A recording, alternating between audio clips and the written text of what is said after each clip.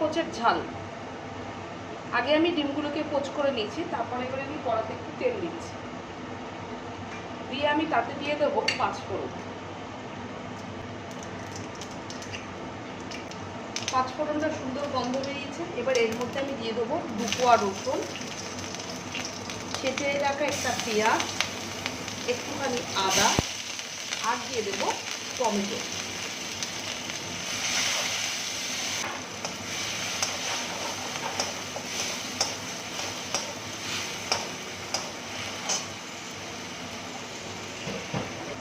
এই সময় দিয়ে দেবো এর মধ্যে স্বাদ অনুসারে নুন, দিয়ে দেবো একটু চিনি, আর দিয়ে দেবো পনির।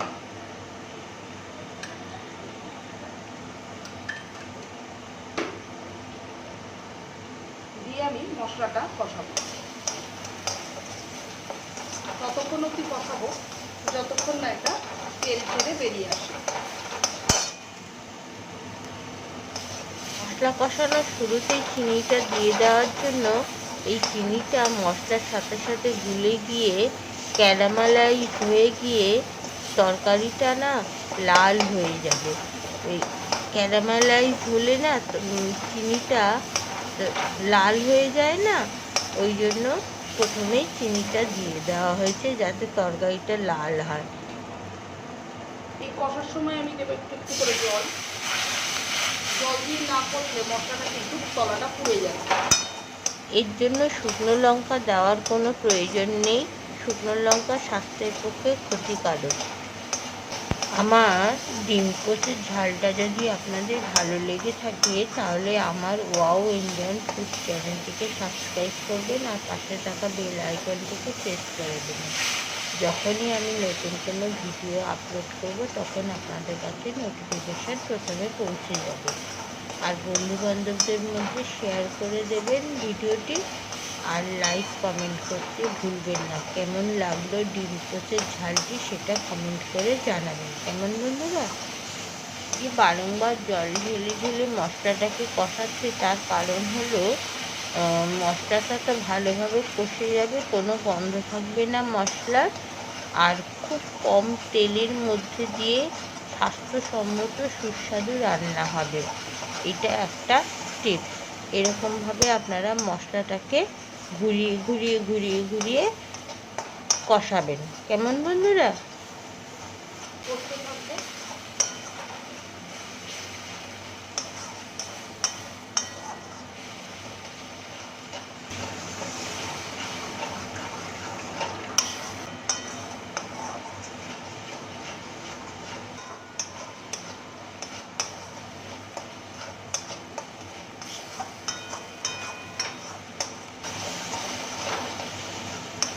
লক্ষ্য করুন তেলটা কিন্তু আস্তে আস্তে ছেড়ে বেরিয়ে আসছে, অর্থাৎ আমার কিন্তু মশলাটা কষা হয়ে গেছে।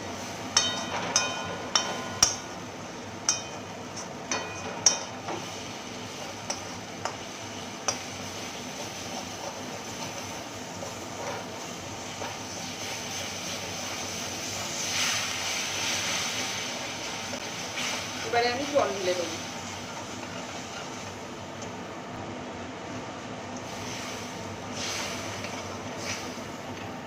কাঁচা লঙ্কাটা দেবো,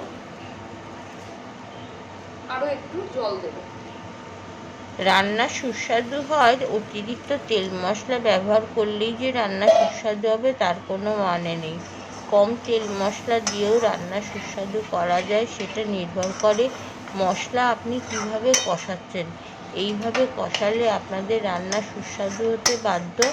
আর কম তেল মশলা ব্যবহার করে স্বাস্থ্যসম্মত একটা সুস্বাদুযুক্ত রান্না তৈরি হয়। কেমন বন্ধুরা?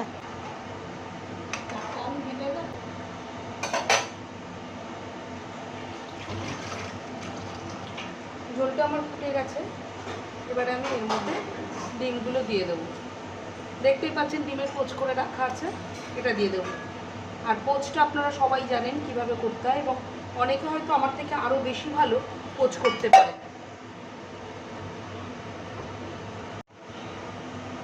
আমার ঝালের ঝোলটা প্রায় মরে এসছে। এটা কিন্তু মাখা মাখা হবে, তাই আরও খানিকটা ঝোল মরবে।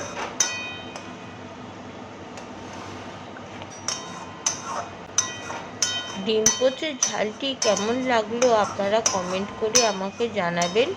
আর হলো আমার ওয়াও ইন্ডিয়ান ফুডস চ্যানেলটিকে সাবস্ক্রাইব করতে ভুলবেন না। এইরকম অনেক রান্না আপনাদেরকে দেখাতে পারবো যেগুলো নতুনত্ব আছে। আর ভিডিওটা ভালো লাগলে বন্ধুবান্ধবদের মধ্যে শেয়ার করে দেবেন। আর ভিডিওটিতে লাইক কমেন্ট করতে ভুলবেন না, কেমন বন্ধুরা? এবারে আমি এর মধ্যে একটুখানি কাঁচা সরষের তেল দেবো। একটু সরষের তেল দিয়ে দিচ্ছি।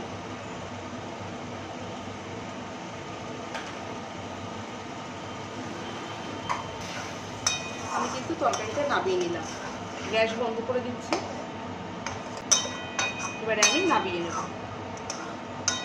ডিম পোচের রান্নাটি কেমন লাগলো আপনারা কমেন্ট করে জানাতে একদম ভুলবেন না। আজ এই অবধি, আজ আসি, টাটা।